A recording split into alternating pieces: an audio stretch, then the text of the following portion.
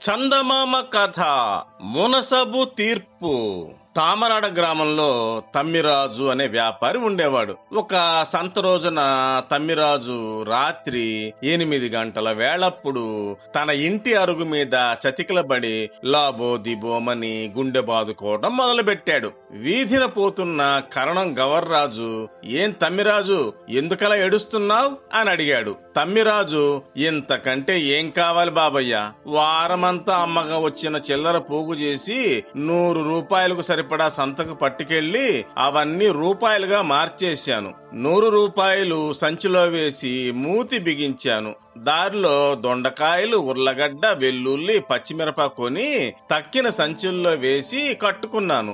ఇంటి వైపు వచ్చే 2 ఎడ్ల ఖాళీ బండి కనపడగా బండివాడితో మంచిగా మాట్లాడి సంచులతో బండెక్కాను. బండి మీద నాకు కునికిపాట్లొచ్చాయి. ఇల్లు చేరుకొని బండి దిగి ఒక్కొక్క సంచినే అరుగు మీద చేరవేశాను. కూరల సంచీలు 4 ఉన్నాయి కానీ రూపాయల సంచి మాత్రం కనపడలేదు. దిక్కుమాలిన బండి, దాంట్లో కూర్చోడానికి వేసిన తడికకు అన్ని కంతలే అని చెప్పి మళ్ళీ ఒక మాటు గొల్లుమన్నాడు. గవర్రాజు గారు సానుభూతి కనబరుస్తూ, "ఏ కన్నంలోంచో మూట జారి రోడ్డు మీద పడిపోయి ఉంటుంది. ఒక పని చేయి, నా రూపాయల సంచి పోయింది, దాన్ని తెచ్చి ఇచ్చిన వాళ్ళకి 10 రూపాయలు బహుమానం ఇస్తాను అని చాటింపు వేయించు.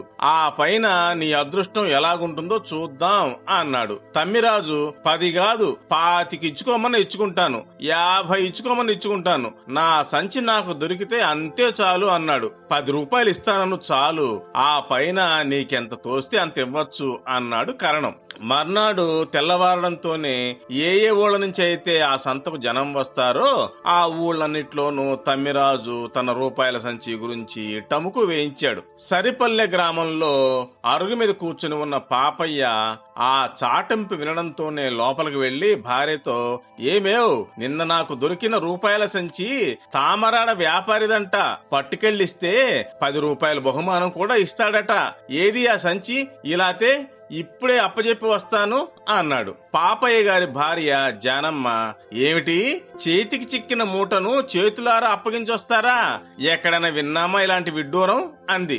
"ఊరికే ఇస్తానంటే 10 రూపాయలు బహుమతి వస్తుందని చెప్పానుగా" అన్నాడు పాపయ్య. "మీ తెలివి తేగలు తిన్నట్టుగానే ఉంది. గప్చిప్గా ఊరుకుంటే సంచుడు రూపాయలు మనమే కదటండి. ముష్టి 10 రూపాయలు ఎక్కువ, సంచుడు రూపాయలు ఎక్కువ" అంది జానమ్మ. "సొమ్ము ఎవరిదో తెలిసాక మన దగ్గర ఉంచుకోవడం దొంగతనం అవుతుంది. అయినా ఒకళ్ళ డబ్బు మనకెందుకు పోనిద్దు.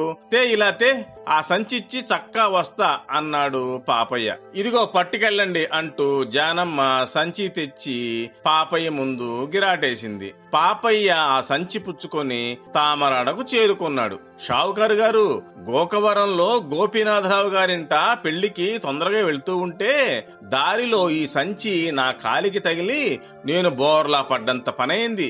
ఏమిటి చెప్పమా అని తడిమి చూస్తే లోపల రూపాయల్లాగా గట్టిగా తగిలాయి.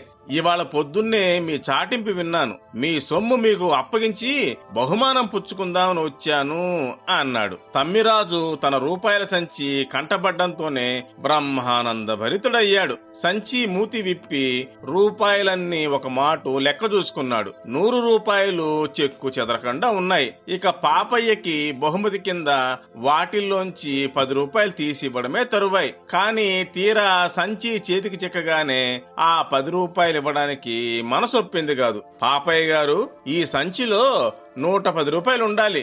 లెక్క చూస్తే 100 ఉన్నాయి.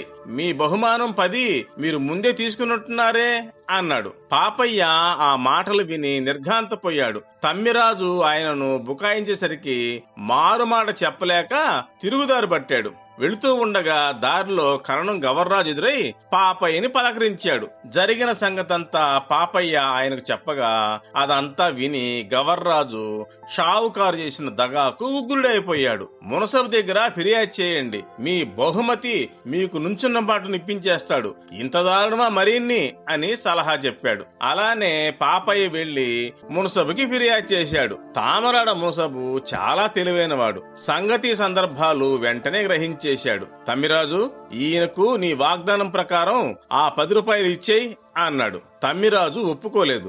నా సంచిలో 110 రూపాయలుండాలి, 100 ఉన్నాయి. ఇప్పుడు మిగతా 10 ఈ పాపయ్య కొట్టేసి మళ్లీ బహుమతి అడుగుతున్నాడు. ఈయనకి ఇంకా ఒక్క కాణీ కూడా ఇవ్వక్కర్లేదు అని పాత పాటే మొదలుపెట్టాడు. అప్పుడు మునసబు, తమ్మిరాజు, ఈ పాపయ్య తెచ్చిన సంచిలో 100 రూపాయలే కదూ ఉన్నాయన్నావు అని అడిగాడు. చిత్తం బాబు, ఆయన ఎదుటనే లెక్క పెట్టాను అన్నాడు షావుకారు.